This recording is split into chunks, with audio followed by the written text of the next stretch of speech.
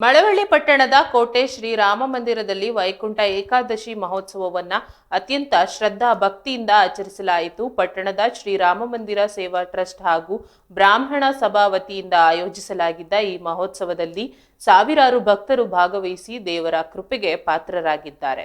ಮಹೋತ್ಸವದ ಅಂಗವಾಗಿ ಶ್ರೀರಾಮನ ವಿಗ್ರಹಕ್ಕೆ ವಿಶೇಷ ಪೂಜೆಗಳು ನೆರವೇರಿಸಲಾಯಿತು. ಇದರಲ್ಲಿ ಹಾಲಿನ ಅಭಿಷೇಕ, ರುದ್ರಾಭಿಷೇಕ ಮತ್ತು ವಿವಿಧ ಪೂಜಾ ಕೈಂಕರ್ಯಗಳು ಸೇರಿದ್ದವು.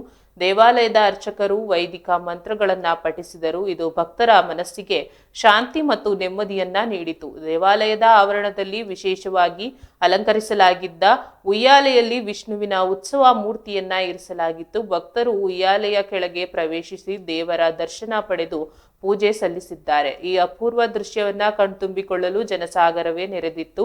ಈ ಸಂದರ್ಭದಲ್ಲಿ ಮಾತನಾಡಿದ ಅರ್ಚಕರು ವೈಕುಂಠ ಏಕಾದಶಿ ದಿನದಂದು ವಿಷ್ಣುವಿನ ದರ್ಶನ ಮಾಡುವುದರ ಮಹತ್ವವನ್ನ ವಿವರಿಸಿದ್ದಾರೆ. ವೈಕುಂಠ ಏಕಾದಶಿ ದಿನದಂದು ವಿಷ್ಣುವಿನ ದರ್ಶನ ಮಾಡಿ ಪೂಜೆ ಮಾಡುವುದರಿಂದ ಪುನರ್ಜನ್ಮ ಪ್ರಾಪ್ತಿಯಾಗುವುದಿಲ್ಲ ಎಂಬುದು ಪ್ರತೀತಿ. ಇಂದು ಸಹಸ್ರಾರು ಭಕ್ತರು ದೇವರ ದರ್ಶನ ಪಡೆದು ಪುಣ್ಯ ಕಟ್ಟಿಕೊಂಡಿದ್ದಾರೆ ಎಂದು ಹೇಳಿದ್ದಾರೆ.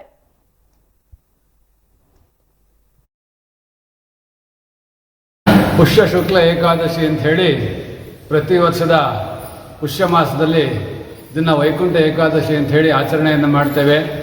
ಇಲ್ಲಿ ವಿಶೇಷ ಏನು ಅಂತ ಹೇಳಿದ್ರೆ ಮಹಾವಿಷ್ಣುವಿನ ಆರಾಧನೆ ಮತ್ತು ವೈಕುಂಠ ದ್ವಾರದ ಪೂಜೆ ಮತ್ತು ಮಹಾವಿಷ್ಣುವಿನನ್ನು ಆರಾಧನೆ ಮಾಡಿ ಆ ವಿಷ್ಣುವಿನ ಪಾದದಡಿಯಲ್ಲಿ ವೈಕುಂಠ ದ್ವಾರ ಅಂತ ದೇವಸ್ಥಾನಗಳಲ್ಲಿ ಇರ್ತದೆ. ವಿಷ್ಣು ದೇವಸ್ಥಾನಗಳಲ್ಲಿ ಆ ವೈಕುಂಠ ದ್ವಾರದಲ್ಲಿ ಪ್ರವೇಶವನ್ನು ಮಾಡಿದರೆ ಮನುಷ್ಯನಿಗೆ ಪುನರ್ಜನ್ಮ ಇಲ್ಲ ಅಂತಕ್ಕಂಥ ಒಂದು ಶಾಸ್ತ್ರಗಳು ಹೇಳ್ತವೆ.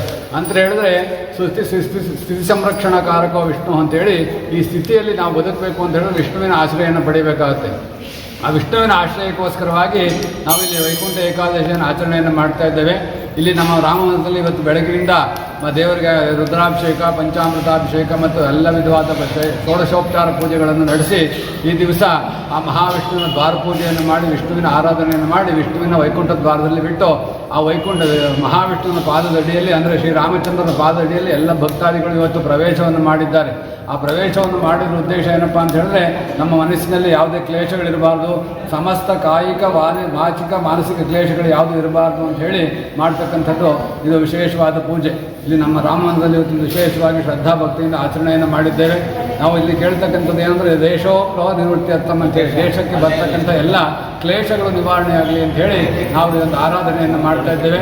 ನಮ್ಮ ದೇಶದಲ್ಲಿ ದೇವರ ಆರಾಧನೆಯನ್ನು ಮಾಡಿದ್ರೆ ಎಲ್ಲ ಕ್ಲೇಶಗಳು ನಿವಾರಣೆ ಆಗ್ತದೆ ಅಂತ ಹೇಳಿ ನಂಬಿಕೆ ಇಟ್ಕೊಂಡು ಮಾಡ್ತಾ ಇರೋದ್ರಿಂದ ಈ ದಿವಸ ಏನಿಲ್ಲ ಆರಾಧನೆಯನ್ನು ಮಾಡಿದ್ದಾರೆ ಈ ರಾಮ ಮಂದಿರದವರು ಮತ್ತು ಬ್ರಾಹ್ಮಣ ಸಭಾದವರು ಮತ್ತು ಇಲ್ಲಿ ಬಂದಿರತಕ್ಕಂಥ ಎಲ್ಲ ಭಕ್ತಾದಿಗಳು ಆ ಮಹಾವಿಷ್ಣುವಿನ ಅನುಗ್ರಹವಾಗಿ ಅವರೆಲ್ಲರಿಗೂ ಸಹ ಒಳ್ಳೆಯದಾಗಲಿ, ದೇಶವು ಅತ್ಯಂತ ಸಮೃದ್ಧಿಯಾಗಿ ಬೆಳೀಲಿ ಅಂತ ಹೇಳಿ ನಾವು ಇಲ್ಲಿ ಎಲ್ಲರಿಗೂ ಆಶೀರ್ವಾದವನ್ನು ಮಾಡಿ ನಮ್ಮ ಮಾತನ್ನು ಮುಗಿಸ್ತಾ ಇದ್ದೇವೆ.